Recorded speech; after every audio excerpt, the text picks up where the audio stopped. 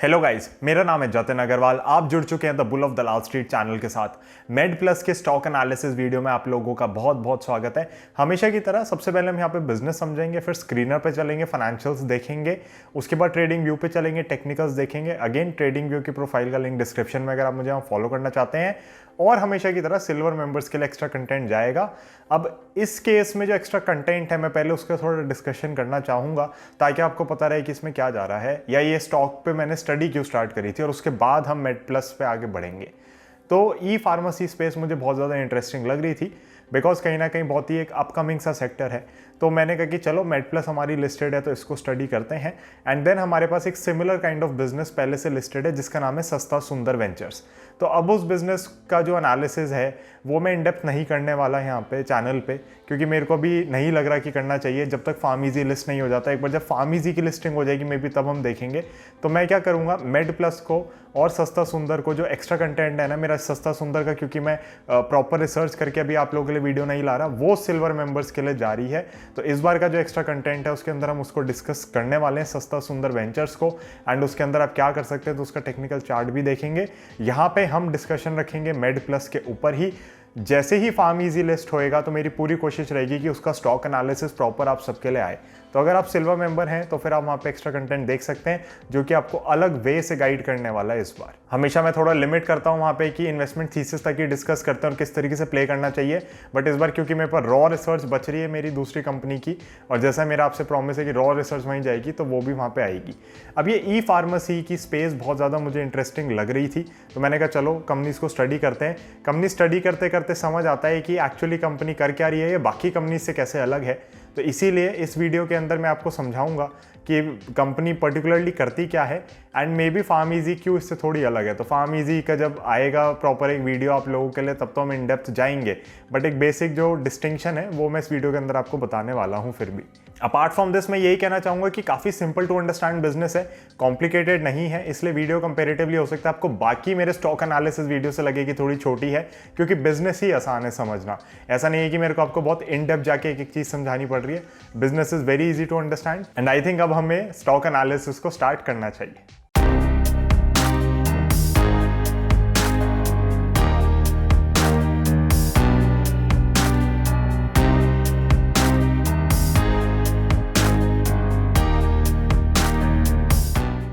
So guys, MedPlus was incorporated on the 30th of November 2006। तो काफ़ी पहले incorporate हुई थी कंपनी। एंड ये कंपनी आपका फोकस करती है दवाइयाँ बेचने में। ऑफलाइन स्टोर्स हैं बहुत ज़्यादा, इनफैक्ट सेकेंड लार्जेस्ट चेन है अगर हम नंबर ऑफ स्टोर्स से देखें। ऑफलाइन के अंदर इनके पास 2000 से ज़्यादा स्टोर्स हैं। सबसे बड़ी कौन सी है इसके अंदर? अपोलो, जिसके 4000 से ज़्यादा स्टोर्स हैं। आई एम प्रिटी श्योर आप में से सब लोगों को अपोलो फार्मेसी का आइडिया होगा। अपोलो से कहीं ना कहीं आपने दवाइयाँ खरीदी होंगी। इस कंपनी को लेकिन अगर आगे ग्रो करना है और बहुत सारी चीज़ें करनी है और एक डोमिनेंट प्लेयर बनना है तो कहीं ना कहीं ऑनलाइन भी प्रेजेंस बनानी होगी, जो कि ये बना रहे हैं। बट करंटली जो रेवेन्यू का स्प्लिट है 90% ऑफलाइन है, 10% ऑनलाइन है। इनफैक्ट ऑफलाइन में ही ग्रोथ इनको ज़्यादा अभी दिख रही है।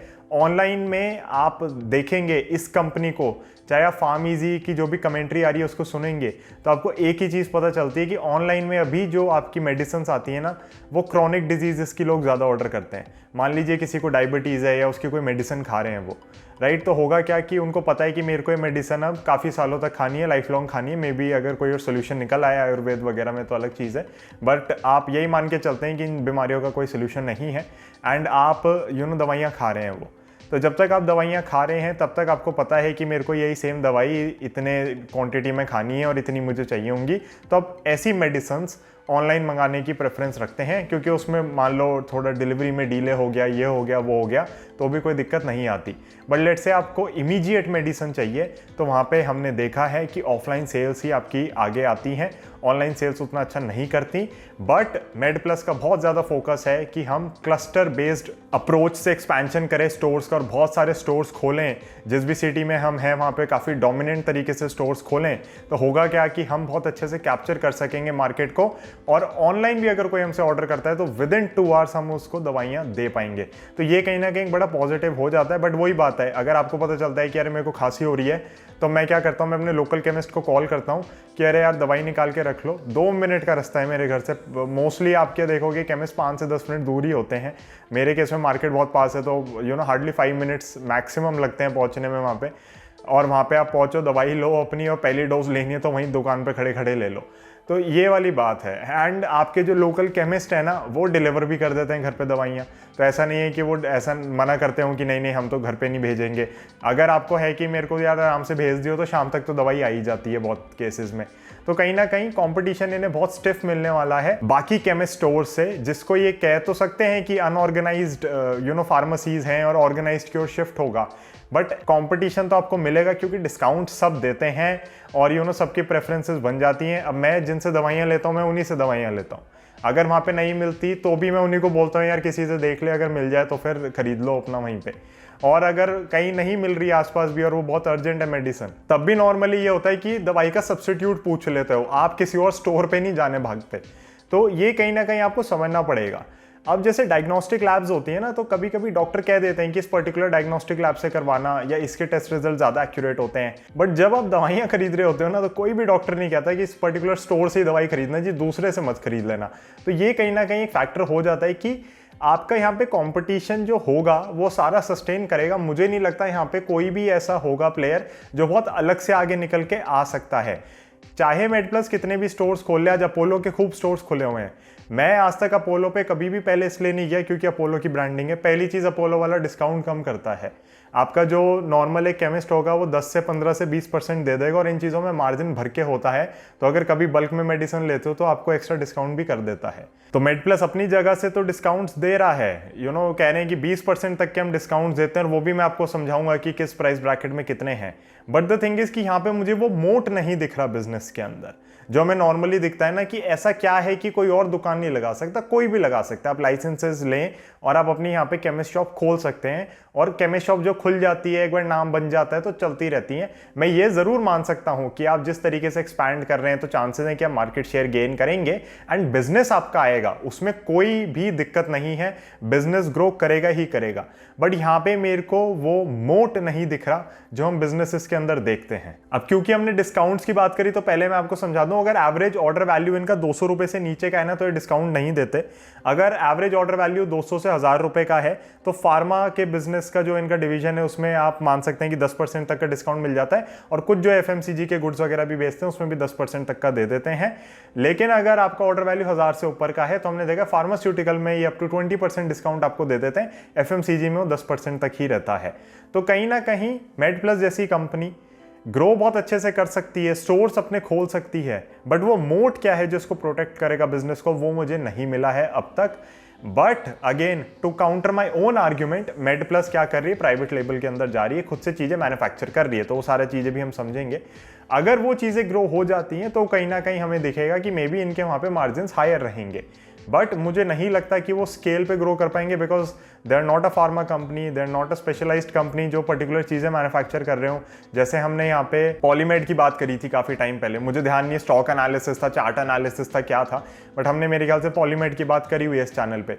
तो वो कुछ चीज़ें जो बनाती है वो उसमें इंडिया में लीडर है, राइट। तो ऐसी चीज़ें मुझे यहाँ पे होती हुई नहीं दिख रही। It's a very very difficult industry to break in to. एंड है क्या कि जो चीजें कर रहे हैं उसमें कोई दिक्कत नहीं है। अगेन मैं बार बार कह रहा हूं, as a business it's a wonderful business, cash generate करता है। 3 साल में इनके स्टोर ब्रेक इवन पे आ जाते हैं, प्रॉफिट देने लगते हैं और बहुत अच्छे से रेवेन्यू जनरेट कर रहे हैं, उसमें कोई दिक्कत नहीं लगती मुझे।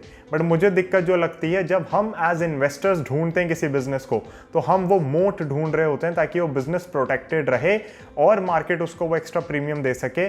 वो चीज़ मुझे यहाँ पे अब तक नहीं दिखी है। हमने अभी रिसेंटली ये भी देखा, अगर आप ये वीडियो रिसेंटली पब्लिश हुई और तब देख रहे हैं, तो कि किस तरीके से डायग्नोस्टिक कंपनीज की हैमरिंग हुई है मार्केट के अंदर, राइट। और वो इसीलिए है क्योंकि उनका भी मोट वैसे तो होता है, बट मोट बहुत छोटा है उनका। ऐसा नहीं है आज कि मैं पर्टिकुलर एक लैब को प्रेफर करता हूँ, जो मेरे घर के पास है मैं उसे टेस्ट करा लेता हूँ। येस, देयर आर इंस्टेंसेज जब मुझे लगता है कि मुझे एक पर्टिकुलर लैब पे ही जाना चाहिए, दूसरे पे मे बी एक्यूरेसी इतनी अच्छी नहीं लग रही है, मुझे कोई दिक्कत आ रही है, एंड लोकल प्लेयर्स को मैं मे बी अवॉइड करना चाहूँ, बट बड़ी चेन्स बहुत सारी हैं। तो जो जहाँ पे डोमिनेंट है वो वहाँ पे अपनी पहचान बना लेता है, बट मेरे को मेडिसिनल स्टोर्स में ऐसा कुछ भी नहीं दिखता। तो एक बार रेवेन्यू का ब्रेकअप समझ लेते हैं, प्रमोटर्स के बारे में जान लेते हैं एंड थोड़ा बहुत कंपनी के बारे में और जान लेते हैं। बट जो मेरा मेन पॉइंट रहेगा इस वीडियो का वो यही है कि इसमें मुझे मोट नहीं दिख रहा। बहुत ही सिंपल बिजनेस है, आपकी बेसिकली फार्मेसी की दुकानें खोल रहे हैं ये। जितनी ज़्यादा दुकानें खोलेंगे उतने ज़्यादा सेल्स बढ़ेंगी। तो बेसिकली आप सिंप्लीफाइड टर्म्स में कह सकते हैं रिटेल का बिजनेस है, राइट। तो इसके अंदर कुछ कॉम्प्लिकेटेड नहीं है, बट जो इंटरेस्टिंग चीज़ है वो इनका प्राइवेट लेबल है और वो सारी चीज़ें हम देखेंगे रेवेन्यू में कैसे इफेक्ट कर रहा है। बट थोड़ा सा प्रमोटर्स के बारे में पहले जान लेते हैं। तो मिस्टर मधुकर गंगादी इनके प्रमोटर हैं कंपनी के, उसके साथ साथ इन्वेस्टमेंट फंड्स भी हैं जिन्होंने इन्वेस्ट किया हुआ है। तो उनका नाम मैं पढ़ देता हूँ ताकि मिस्टेक ना हो। Agile made investment private limited और लोन फरो इन्वेस्टमेंट प्राइवेट लिमिटेड। अब क्योंकि हम यहाँ पे प्राइवेट लेबल की बात करते जा रहे हैं और किस तरीके से कंपनी प्राइवेट लेबल के अंदर है, तो ऑब्वियसली इनकी मैन्युफैक्चरिंग फैसिलिटीज होंगी। तो 3 मैन्युफैक्चरिंग प्लांट्स हैं इनके तेलंगाना में एंड उससे कहीं ना कहीं ये अब अपनी चीज़ें बनानी शुरू कर रहे हैं। जैसे आपके हॉस्पिटल्स वगैरह में यूज़ होती हैं ट्रेज वगैरह, तो छोटी छोटी चीज़ें बना रहे हैं उससे। लेकिन अभी रेवेन्यू बहुत ज़्यादा नहीं है, तो बहुत इनसिग्निफिकेंट है। तो we will have to see कि वो पोर्शन कैसे ग्रो करेगा। बट अभी इनको रेवेन्यू कहाँ से आ रहा है, रेवेन्यू का ब्रेकअप हम समझ लेते हैं। 4 मेन सेगमेंट्स हैं। Branded pharma is your biggest segment, यानी कि जो दूसरों की दवाइयाँ बेच रहे हैं, that is 75% of the revenue. Private label pharma के अंदर 6.5% का रेवेन्यू है। ब्रांडेड एफएमसीजी, यानी कि जो दूसरों का एफएमसीजी का सामान बेच रहे हैं, उसमें 11.5% का रेवेन्यू है। और प्राइवेट लेबल एफएमसीजी में 7% का रेवेन्यू है। तो कहीं ना कहीं आप देख सकते हैं, समझ सकते हैं कि जो मेजर रेवेन्यू है वो डेफिनेटली बाकी प्रोडक्ट्स बेचने से ही आ रहा है। Again as I have repeatedly said, simple terms में रिटेल का बिजनेस है। अगर आप इस बिजनेस को अलग अलग आईपीओ नोट्स और ये सब देखेंगे तो बहुत अलग ढंग से समझाने की कोशिश करी गई है, जो कि मुझे थोड़ा कम जमा। I think it's a very straightforward business, it's a wonderful business. But as an investor मुझे अगेन मैं कह रहा हूँ कि वो मोट नहीं दिख रहा जिसके बेसिस पे मैं कैसे कहूँ कि आप बेझिझक होकर इसके अंदर पैसा लगाएं। और जैसा कि मैंने आपसे कहा कि जिन कंपनीज के अंदर मोड थोड़ा भी वीक था, जैसे डायग्नोस्टिक कंपनीज के अंदर, उसके अंदर इतनी करेक्शन हमें को देखने को मिली है। और मार्केट के ऊपर मूड होता है, देखो कभी किसी चीज़ को चला रही है, कभी किसी चीज़ को, इसलिए हम एक डाइवर्सिफाइड पोर्टफोलियो लेके चलते हैं कि अब रोटेशनल बेसिस पे कुछ ना कुछ चलता रहेगा, तो ओवरऑल रिटर्न्स बहुत अच्छी आ जाती हैं, राइट। इनफैक्ट अभी हमने रिसेंटली अपना जो फरवरी 28 तक की रिटर्न्स देखी हैं 2022 तक की, 1 जनवरी 2018 से 28 फरवरी 2022 तक की जो हमने कैगर देखी है, दैट इज स्टिल अबव 25%। तो वो इसीलिए क्योंकि रोटेशनल बेसिस पे कुछ ना कुछ चल रहा होता है and you keep on deploying cash सही जगहों पे, ब्रेकआउट्स पे, एंड एक हायर जब हाई बना रहे होते हैं शेयर्स, तब आप उनके अंदर बाइंग कर रहे होते हैं, तो आप देखते हैं कि आपकी कैश डिप्लॉयमेंट बहुत अच्छी हो रही होती है एंड इसलिए आपकी कैगर बहुत अच्छी आ जाती है। शॉर्ट टर्म में ऊपर नीचे सब चलता रहेगा, बट अल्टीमेटली अगर आप लंबे समय में पैसा कंपाउंड करना चाह रहे हैं, वो 20-22% के ऊपर रिटर्न्स लाना चाह रहे हैं, हम तो बिल्कुल चाहते हैं कि 4 साल तो बेयर मिनिमम में जिसमें पैसा डबल हो, हमारी पूरी कोशिश रहती है कि 3 साल में ही हो। लेकिन अगर वो चीज़ें हम चाह रहे हैं तो कहीं ना कहीं डाइवर्सिफाइड पोर्टफोलियो, रोटेशनल बेसिस पे बाइंग और ये सारी चीज़ें बहुत ज़्यादा ज़रूरी हो जाती हैं ताकि आपका पैसा बढ़ता रहे। तो आप सोचें, जब उन कंपनीज़ के अंदर, डायग्नोस्टिक कंपनीज़ के अंदर इतनी हेवी करेक्शन आई है, इसके अंदर भी करेक्शन चल ही रही है मार्केट में, तो ये कंपनीज़ को मार्केट कैसे जज करेगा, वो सबसे बड़ी दिक्कत हो जाती है। Unlike a lot of other startups who have just come in list हुए हैं, ये कंपनी फिर भी प्रॉफिटेबल है। बट द थिंग इसकी प्रॉफिट इतना कम है कि अगर आप पी रेशियो देखेंगे तो आप सोचोगे कि जतिन इसको तो कोई खरीद नहीं सकता। तो इसके अगेन जजमेंट कॉल यही आ रही है कि ग्रोथ किस हिसाब से, एक्सपेंशन किस हिसाब से होगा, एंड उस बेसिस पे कहीं ना कहीं हम इसको वैल्यू देने की कोशिश कर रहे हैं। और मुझे बहुत क्लियरली दिख रहा है कि मार्केट में बहुत कंफ्यूजन है कि स्टॉक की वैल्यू क्या होनी चाहिए। इनफैक्ट अगर आप मुझसे कहेंगे तो मैं भी इसकी वैल्यू जज नहीं कर पा रहा, गेज नहीं कर पा रहा हूँ, बिकॉज मेरे को जब तक मोट नहीं दिखता तब तक मेरे को वो प्रीमियम नहीं दिखता वैल्यू के अंदर। बट अगर ये कंपनी एक सुपर स्पीड से ग्रो करती रही तो कहीं ना कहीं स्टॉक प्राइस को भी चलना चाहिए, because ultimately stock prices do follow your earnings. But earnings किस हिसाब से बढ़ती हैं वो बहुत बड़ा क्वेश्चन मार्क हो जाएगा, क्योंकि अभी अगर हम इनके नंबर्स देखें तो जो हमारा एडजस्टेड ईबिटा मार्जिन आ रहा है वो 9% के अराउंड है। तो इतना कोई बहुत तगड़ा ईबिटा मार्जिन नहीं है, एंड अगेन क्योंकि स्टोर्स बहुत खोल रहे हो, बड़ी सारी चीज़ें कर रहे हो, तो इसलिए ठीक है, हिट हो सकता है यहाँ वहाँ। बट एडजस्टेड ईबिटा मार्जिन भी 9% के अराउंड चल रहा है, तो उसके अंदर ऐसा कुछ मैं कहूँगा सिग्निफिकेंट नहीं दिख रहा है, या मुझे ऐसा नहीं लग रहा कि अगर आप इन्वेस्ट करना चाह रहे हैं तो आपको और कंपनीज अच्छी नहीं लग सकती। अब आप मुझसे पूछ सकते हो कि Jatin, you have repeatedly said कि मैं उन्हीं स्टॉक्स पे वीडियो बनाऊंगा जिनमें मुझे लगेगा मैं खुद का पैसा डाल सकता हूं, तो मेड प्लस हमने यहाँ पे क्यों लिया है? तो मेड प्लस लेना क्यों ज़रूरी था, या मेड प्लस की बात करनी क्यों ज़रूरी थी? क्योंकि आपकी ई फार्मेसी स्पेस मुझे बहुत एक्साइटिंग लग रही है और रिलेटेड बिजनेस लिस्ट होने वाले हैं। तो मैंने आपसे स्टार्टिंग में कहा था कि फार्म इजी के बारे में थोड़ा मैं यहाँ पे बात करूंगा। PharmEasy has recently acquired Thyrocare, जो आप सबको पता है, राइट। शेयर प्राइस काफ़ी ज़्यादा दिया उन्होंने, अब बहुत पिटाई हो चुकी है। इनफैक्ट फार्म इजी का शेयर प्राइवेट मार्केट्स में आधा हो चुका है। तो जो चीज़ 150-160 पे चल रही थी वो अब घूम के आ गई है नीचे 70 रुपए के अराउंड पे, 70-75 पे ट्रेड हो रहा है शेयर। तो अगर आप सुपर एक्साइटेड रहते हो और आपको लगता है कि हर चीज़ प्राइवेट इक्विटी में चल रही है उसको मैं ले लूँ, तो अब आप देख सकते हैं कि आपको क्यों रिसर्च करनी ज़रूरी है बहुत ज़्यादा। जो आपका फार्म इजी का बिजनेस है ना, वो मेडप्लस से एसेंशियली अलग है, बट वो पता कब चलेगा ना, जब हम उन इंडस्ट्री को पढ़ेंगे या सेक्टर को पढ़ेंगे।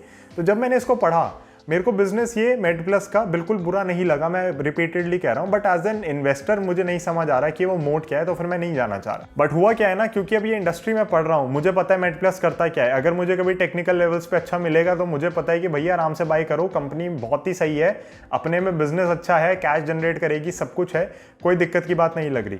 बट फार्म इजी पढ़ना था असल में मुझे, एंड उससे पहले क्योंकि ये लिस्टेड थे भाई साहब, तो इनको स्टडी किया, तब पता चला कि बिजनेस मॉडल बिल्कुल अलग है। तो फार्म इजी आपका मार्केट प्लेस मॉडल पे चल रहा है, आप वहाँ पे ऑर्डर प्लेस करते हैं, फार्म इजी दवाइयाँ नहीं बेच रहा, कोई और दवाइयाँ बेच रहा है फार्म इजी पे जो रजिस्टर्ड है यहाँ पे, लेकिन ये खुद से दवाइयाँ बेच रहे हैं।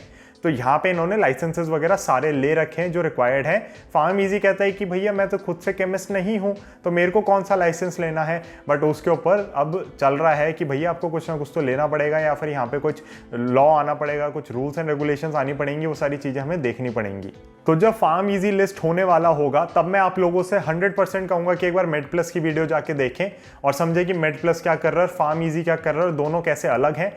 ये वीडियो बनानी इसलिए भी ज़रूरी है क्योंकि काफ़ी लोग आपको मार्केट में मिसगाइड करेंगे जो बिजनेस खोल के भी नहीं देखते कि क्या है। अगर आप इसका DRHP में जो सेक्शन 4 होता है कंपनी और इंडस्ट्री के बारे में थोड़ा जान ले, तो आपको समझ आ जाएगा कि कंपनी कर क्या रही है। बहुत सिंपल बिजनेस है। अगेन जैसे लालपत है ना, मुझे समझाने की जरूरत नहीं है लालपत क्या करता है। डायग्नोस्टिक लैब्स का बिजनेस है यार, कैश फ्लो दिखता है आपको, टेस्ट कराते हो, पैसे देते हो, सिंपल बिजनेस, राइट। उसके बाद आप उसके अंदर कॉम्प्लिकेटेड तरीके से कितनी चीजें समझा दो, that is up to you. But जैसे केमिकल्स होते हैं तो आपको केमिकल्स देखने पड़ते हैं क्या है, बट यहाँ पे तो स्टैंडर्डाइज चीजें है ना, टेस्ट भी स्टैंडर्डाइज्ड हो गए हैं सारे, तो ऐसी कोई दिक्कत नहीं है। Similar with MedPlus. मेडप्लस के अंदर भी हम देख सकते हैं कि बहुत ही स्टैंडर्ड बिजनेस है, सिंपल बिजनेस है, पूरी स्टोरी इसकी ग्रोथ के ऊपर है। But PharmEasy is going to be much more interesting to study, क्योंकि उसके अंदर हमें देखना पड़ेगा कि मार्केट प्लेस मॉडल में इनके कमीशंस वगैरह और अलग अलग चीज़ें कैसे बैठ रही हैं, तो वो सारी चीज़ें देखनी पड़ेंगी। एक मेडप्लस को एडवांटेज अगेन जो मिलता है वो may be economies of scale का है, क्योंकि आप बहुत सारी दवाइयाँ खरीद रहे हो एक बार में, मैन्युफैक्चरर से या डिस्ट्रीब्यूटर से, जिससे भी। तो होता क्या है कि क्योंकि आपके पास स्टोर्स बहुत ज़्यादा हैं और आप दवाइयाँ बहुत ज़्यादा खरीद रहे हो, तो आपको दवाइयाँ सस्ती पड़ जाती हैं, इसलिए आप थोड़ा डिस्काउंट ज़्यादा दे सकते हो। But I will be very very honest, I know a lot of chemist जो 20, 25, 30% बड़े आराम से दे देते हैं। नॉर्मली 10% तो सारे ही देते हैं, 10 के नीचे तो कोई दे रहा हो तो भैया हम तो हाथ जोड़ के बाहर आ जाते हैं कि किसी और से ले लेंगे। एंड सभी केमिस्ट डिस्काउंट देते हैं। सो आई डू नॉट अंडरस्टैंड कि डिस्काउंट की इतनी क्यों बात करी जा रही थी हर जगह पे कि मेडप्लस का डिस्काउंट बहुत ज़्यादा है। मे बी बाकी ई फार्मेसी से ज़्यादा होगा, बट जो आपके लोकल स्टोर्स हैं, जो लोकल फार्मेसीज़ हैं, they are matching those discounts. तो वहाँ पे मुझे ऐसी कोई अगेन पॉजिटिव चीज़ अलग सी नहीं लगती। Yes, you are competitive in pricing, definitely you are, but मतलब मेरे को ऐसा कुछ खास नहीं लगा जिसके बेसिस पे मैं कहूँ कि आप आग बंद करके इन्वेस्ट कर दें। तो एक बार चलते हैं स्क्रीनर के ऊपर, जितने नंबर्स होंगे वो देखेंगे, ट्रेडिंग व्यू पे चलेंगे, चार्ट समझेंगे। आपको इतना तो समझ आ गया कि इस बिजनेस में मुझे पहली चीज़ मोट नहीं दिखा है, दूसरी चीज़ मुझे बिजनेस ठीक लगा है क्योंकि बिजनेस बहुत इजी टू अंडरस्टैंड है, बिजनेस बहुत सिंपल है, ग्रोथ के ऊपर पूरी स्टोरी है। बट आपको मेरे ख्याल से कहीं ना कहीं हिंट मिल गया है कि मैं इसके अंदर इन्वेस्ट नहीं करने वाला। एंड इसीलिए सिल्वर मेंबर्स के लिए इस बार जो कंटेंट जा रहा है that is more on the lines of सस्ता सुंदर और उसकी क्या थ्योरी हो सकती है और कैसे प्ले कर सकते हैं और उसका chart analysis, instead of my investment thesis of MedPlus, क्योंकि वो कहीं ना कहीं डिस्क्लोज्ड ही है इस वीडियो से, बहुत ही ईजिली अंडरस्टैंडेबल है। तो चलते हैं स्क्रीन के ऊपर, वहीं पे वीडियो को एंड भी करेंगे, स्क्रीन पे चलेंगे, ट्रेडिंग व्यू पे चलेंगे। तो गाइस हम आ चुके हैं अपने स्क्रीन के ऊपर। आप देख सकते हैं 12,000 करोड़ से ऊपर की मार्केट कैप है। स्टॉक का पी मत देखना, बिल्कुल आपको पसंद नहीं आएगा, समझ ही नहीं आएगा क्या हो रहा है। तो इस चीज़ को हम इग्नोर करके चलेंगे आगे। एंड कहीं ना कहीं मैं आपको बता चुका हूँ इसका एडजस्टेड ईबिटा मार्जिन 9% के अराउंड है, तो वो कोई मुझे बहुत ज़्यादा नहीं लगा। बट अगेन इस इंडस्ट्री से एक फार्मेसी चेन मैं पहली बार स्टडी कर रहा हूँ, तो मैं एग्जैक्टली कंपेयर किससे करूँ वो मुझे नहीं पता। मैं अपने एग्जिस्टिंग बिजनेसेस से कंपेयर कर सकता हूँ जो मैंने पोर्टफोलियो में खरीदे हुए हैं, एंड उस बेसिस पे मैं कह रहा हूँ कि मेरे को नहीं लगा कि मेरे को इस कंपनी में बाइंग करने की ज़रूरत है। हम नीचे आ जाते हैं, कोई कंपैरिजन मत करना, कहीं से नहीं हो सकता। वैसे तो डेफिनेटली रिटेल का बिजनेस है क्योंकि आप स्टोर्स ही खोल रहे हो, बट कंपैरिजन फिर भी मत करना। तो ऑपरेटिंग प्रॉफिट आप देख सकते हैं कि सबसे बड़ी दिक्कत जो मुझे लग रही है कि जब तक आप स्टोर ज़्यादा नहीं खोलोगे तब तक आपकी सेल्स उस हिसाब से नहीं बढ़नी। एंड ऑपरेटिंग प्रॉफिट आप देख सकते हैं कि स्टैगनेंट है। ऑपरेटिंग प्रॉफिट मार्जिन भी 7% के अराउंड ही चल रहा है इनका। क्वार्टरली नंबर्स हैं यहाँ पे, आप देख सकते हैं बहुत अच्छे से।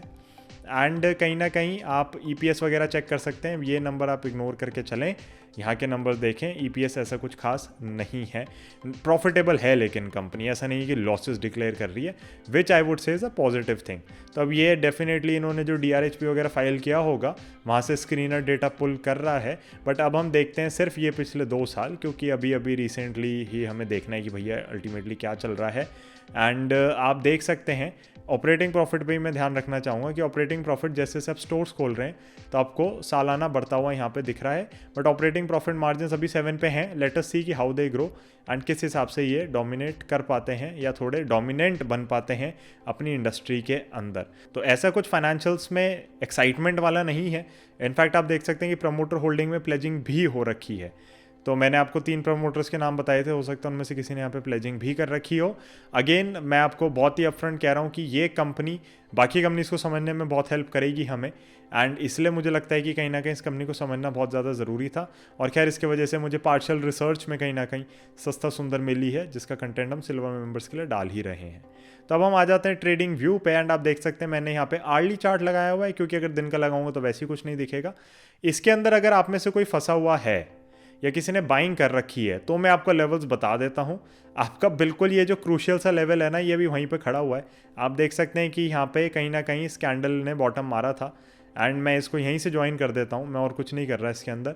ये अभी एक बार को तो उस लेवल के हल्का ऊपर निकला है, but we will have to see कि सस्टेन होता है नहीं होता। अगर इस लेवल के ऊपर आता है तो देन मे बी इसका जो नेक्स्ट टारगेट है वो यहाँ तक का हो सकता है, और उसके बाद हम और आगे के टारगेट से छोटे छोटे करके देख सकते हैं कि आते जाएंगे। बट अभी स्टॉक एक आपका डाउनवर्ड मोमेंटम के अंदर है। आप देख सकते हैं कि इसके लोअर टॉप फॉर्मेशन चल रही है लगातार। हो सकता है यहाँ कहीं पे टॉप मारे, नहीं मारेगा तो फिर एक हायर बॉटम फॉर्मेशन के तहत हम कह सकेंगे कि हाँ भैया अप ट्रेंड में आ गया, बट वो अभी होता हुआ नहीं दिखा है। तो चार्ट स्ट्रक्चर के हिसाब से बाइंग तो बिल्कुल भी नहीं बनती अभी, क्योंकि अभी ऐसा हमें कोई ट्रेंड नहीं दिख रहा है इसके अंदर। प्लस हम देख सकते हैं कि काफ़ी सीवियर करेक्शन से जा रहा है, and maybe market is trying to decide कि इसको वैल्यू कितना करना है, किस हिसाब से करना है। जब मैं वीडियो बना रहा हूँ आप देख सकते हैं यहाँ पे जो ग्लोबल मार्केट्स हैं वो खुली हुई हैं, एंड उनमें करेक्शन अपनी चल रही है। तो ये अपना करते रहेंगे कुछ ना कुछ। इन्होंने ही मतलब मैं क्या ही बोलूँ, आप सबको पता ही है कि कितना जो ये यूक्रेन का और ये रशिया का हुआ है उसमें मतलब किसी ने भी कमी नहीं छोड़ी, ना US ने ना नेटो ने अपनी तरफ से, कि सिचुएशन ख़राब ना हो। एंड मैं उस पर कुछ आगे कमेंट नहीं करना चाहता खैर, बट ये इनका अपना चलता रहेगा तो इसको अभी हम इग्नोर करेंगे। And we do pray for the people of Russia and for the people of Ukraine specially कि सब लोग इससे बहुत ढंग से बाहर आएँ एंड सब कुछ अच्छा हो जाए वापस। So coming back to MedPlus में आप देख सकते हैं एक करेक्शन चल रही है। तो इस करेक्शन के फेज़ में हमें इसमें बाइंग नहीं करनी बिल्कुल भी। आपको लग रहा है यहाँ पे सस्ता हो गया, हो सकता है ये इस लेवल को भी आगे तोड़ जाए, आपको कुछ भी नहीं पता, मार्केट को बताने दो, ज़बरदस्ती हमें पंगे नहीं लेने। ये आप देख ही सकते हैं यहाँ पे एक अच्छा खासा बॉटम सा था इसका 1000 रुपये के अराउंड पे। अगर 1000 के ऊपर ट्रेड करता रहता है वेल एंड गुड, बट मैंने फिर भी एक ऊपर का लेवल अभी इसलिए दे दिया, बाई चांस ये ऊपर खोल दे तो फिर हमें लगेगा ना कि यार ऊपर के लेवल्स हों। बट अगर आप नीचे का चाह रहे हैं तो मैं मार्क कर देता हूँ, यहाँ देख सकते हैं आप लाइन कितनी एक्यूरेट है, और कोई दिक्कत की बात यहाँ पे हमें नहीं लग रही। सो मेड प्लस में फंडामेंटली अगेन मैं बार बार कह रहा हूँ, बिजनेस मुझे ठीक लगा। बिजनेस में ऐसा कुछ नहीं है जो मुझे बहुत ख़राब लगे। बिजनेस पूरा ग्रोथ ओरिएंटेड है, स्टोरी है इसकी, बट मुझे कोई मोट नहीं दिख रहा है बिजनेस के अंदर फिलहाल के लिए। डिस्काउंट्स पे काफ़ी चर्चा हो रही थी कि हम डिस्काउंट्स काफ़ी ज़्यादा देते हैं, बट लेट्स बी ऑनेस्ट, इतने डिस्काउंट्स आपको मिल जाते हैं, आपके फार्मेसी आपको दे सकती है डिस्काउंट्स, एंड मार्जिन इन सबके पास बहुत होते हैं। और जहाँ तक बात आती है आपका let's say online offline channels की, तो ऑनलाइन में और भी प्लेयर्स हैं, बट हाँ, इनके पास एडवांटेज क्या है, इनकी खुद की फार्मेसीज़ हैं सारी, unlike let's say company like PharmEasy जिसके पास खुद की फार्मेसी नहीं है, तो वहाँ पे कुछ ना कुछ रेगुलेटरी हर्डल्स वगैरह आ सकते हैं। कम से कम ये कंपनी रेगुलेटरी हर्डल्स में नहीं फंसेगी, तो वो मुझे एक बहुत बड़ा पॉजिटिव लगा, जो कि मे बी लोग डिस्कस नहीं कर रहे ज़्यादा, क्योंकि उन्होंने बिजनेस ही स्टडी नहीं किया है या इंडस्ट्री स्टडी नहीं करी है। अगर आप फार्म इजी देखेंगे कि उसके आईपीओ में क्या रुकावटें आई थी, तो आपको पता चलेगा रेगुलेटरी चैलेंजेस आ रहे थे उनको कुछ एंड जो उनके अगेंस्ट फाइल हुए थे केसेस, वो उसी चक्कर में हुए थे कि आपके पास लाइसेंसेज नहीं है दवाई बेचने के, तो आप दवाई कैसे बेच रहे हैं।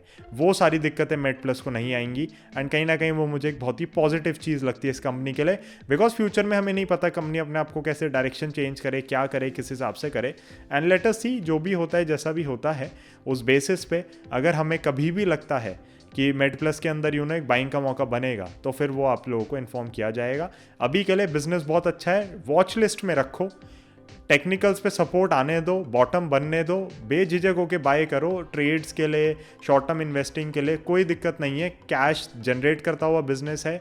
स्टोर्स मैंने जैसा कि आपको कहा कि मीडियन एज इनकी 3 ईयर्स है, जब ये पॉजिटिव हो जाते हैं कैश फ्लो वगैरह में और प्रॉफिटेबल होने लगते हैं, अपनी कॉस्ट रिकूप कर लेते हैं, तो वो सारी चीज़ें मुझे बड़ी पॉजिटिव लगी हैं। So guys, thank you so much for watching this video. अगर आप सिल्वर मेंबर हैं तो आप जाएं और एक्स्ट्रा कंटेंट भी देखें, जिसके अंदर हमने और चर्चा करी है इस इंडस्ट्री की, और एक और जो प्लेयर लिस्टेड है उसकी, और उसका चार्ट भी हमने वहाँ पे डिस्कस किया है। तो आप जाइए, उस वीडियो को एंजॉय करें, एंड होपफुली आप लोगों को एक आइडिया लग जाएगा कि हम किस तरीके से इधर पोजीशंस उठाने वाले हैं बाद में फ्यूचर में, और क्या क्या चीज़ें हम वॉच आउट कर रहे हैं। So thank you so much for listening, for tuning in. I will see you in the next one. Bye bye, Jai Hind.